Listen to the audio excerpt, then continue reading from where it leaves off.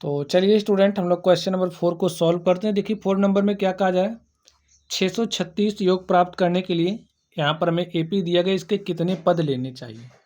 तो हमें पदों की संख्या बतानी है स्टूडेंट, ठीक है।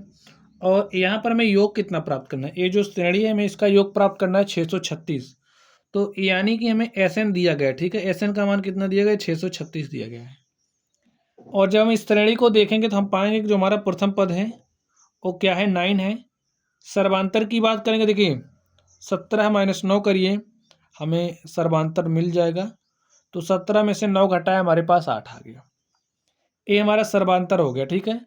और स्टूडेंट अगर हम फॉर्मूले की बात करें, फॉर्मूला तो आप लोग जानते हैं, अगर हमें n पदों का योग निकालना होता है तो जो समांतर श्रेणी है, समांतर श्रेणी के n पदों का योग होता है S N is equal to n/2 of 2a plus n minus 1 of D. ये हमारा फॉर्मूला होता है। अब एस एन देखिए हमें दिया गया है, ठीक है।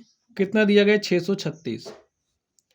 n/2 यहाँ पर रखिए, 2 इंटू में a, और a का मान देखिए कितना दिया, 9, प्लस n का मान हमें निकालना है, d का मान देखिए क्या है, 8 है। हल करते हैं इसको। यहाँ पर 2 डिवाइड के साथ है, यहाँ पर भेजिए मल्टीप्लाई के साथ हो जाएगा। 636 गुणे में 2 इज इक्वल टू 9 ऑफ 2 गुणे 9 हो जाएगा 18, 8 से मल्टीप्लाई किया हो जाएगा यहाँ पर 8n माइनस 8, इतना हुआ। चलिए 636 गुणे में 2 n ऑफ 18 में से 8 घटाइए, कितना आएगा, 18 में से हमने 8 घटाया तो हमारे पास 10 प्लस 8n आ गया। यहाँ पर ध्यान से देखिए, 10 है 8 है, हम लोग 2 कॉमन कर सकते हैं तो हमने 2 कॉमन किए, 2n इज इक्वल टू, यहाँ पर बचा 5 प्लस 4n। देखिए 636 गुणे में 2 है, ए 2 इस 2 से कैंसिल हो गया, ठीक है। यहाँ पर लिखिए 636 इज इक्वल टू, इससे मल्टीप्लाई करिए इसे तो हो जाएगा 5n प्लस 4n स्क्वायर। हमारे पास एक द्विघात समीकरण बनता हुआ दिख रहा है, 4n स्क्वायर प्लस 5n, इस 636 को आप इधर लेकर के आइए, माइनस 636 इज इक्वल टू 0। तो लिखिए 4n square plus 5n minus 636 बराबर 0 के। इसका चलिए हम गुणनखंड कर लेते हैं।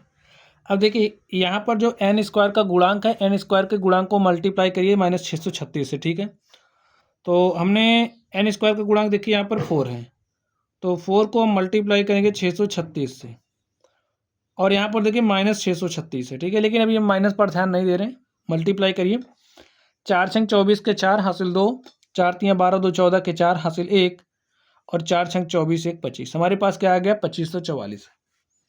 अब ये जो 2544 है स्टूडेंट, हमें इसे ब्रेक करना है, हमें इसे तोड़ना है। तो चलिए हम तोड़ते हैं।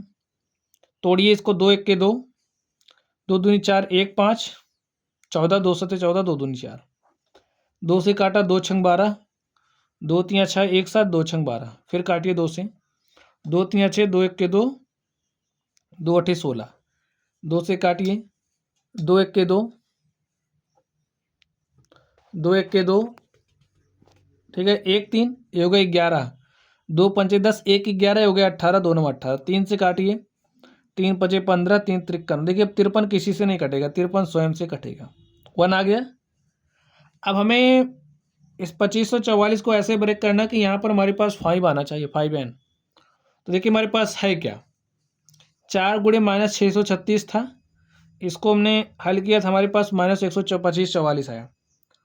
देखिए 2 दूनी 4, दूनी 8, दूनी 16, 3 48, अगर हम लोग 48 गुणे 53 करें तो हमें 2544 मिल रहा है, लेकिन हमें माइनस 2544 चाहिए और यहाँ पर 5n चाहिए प्लस में, तो इसको हमने माइनस कर दिया। अब देखिए अगर हम 53n माइनस 48n करें तो हमें 5n मिल रहा है कि नहीं मिल रहा, मिल रहा है भाई, 53 में से 48 घटा तो 5 आ गया। और माइनस 48 गुणे 53 करेंगे, 2544 भी मिल रहा था, यानी कि हमारा गुणनखंड यही होगा। 5n के स्थान पर यही रखिए, 4n square plus 53n minus 48n minus 636 is equal to 0, ये आ गया। चलिए अब यहाँ पर ध्यान दीजिए, यहाँ पर यानी यहाँ पर n, हमने n कॉमन किया, यहाँ पर बचा 4n प्लस 53 माइनस। अब यहाँ पर आप लोगों को ध्यान देना पड़ेगा, क्या ध्यान देना पड़ेगा कि हम यहाँ पर क्या कॉमन करें। तो हमको दिख रहा कि भाई हमें 4 कॉमन करना पड़ेगा, -4, ठीक है। तो हमने -4 हमने -12 कॉमन करना पड़ेगा, ठीक है। -12 कॉमन किया तो यहाँ पर क्या बचा, 12 चौके 48n, माइनस कॉमन कर लिए तो यहाँ पर हो जाएगा प्लस, 12 से काटिए, 12 पंचे 60, 3 63 होगा 36, 12 3 36 इज इक्वल टू 0। अब यहाँ पर ध्यान दीजिए,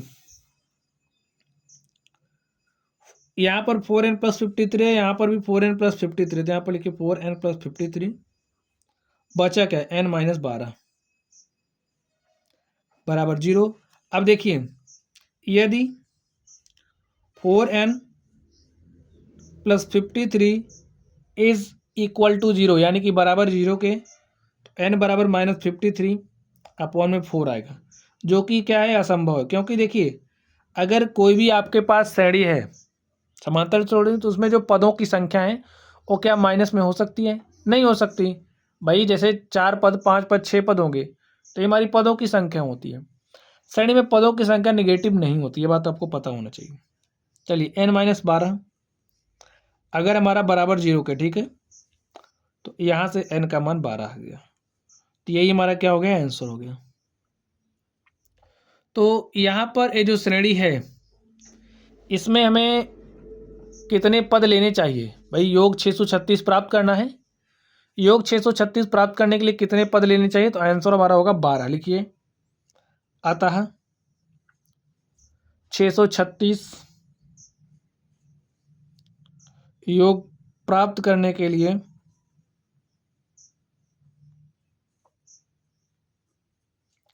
12 पद लेने होंगे।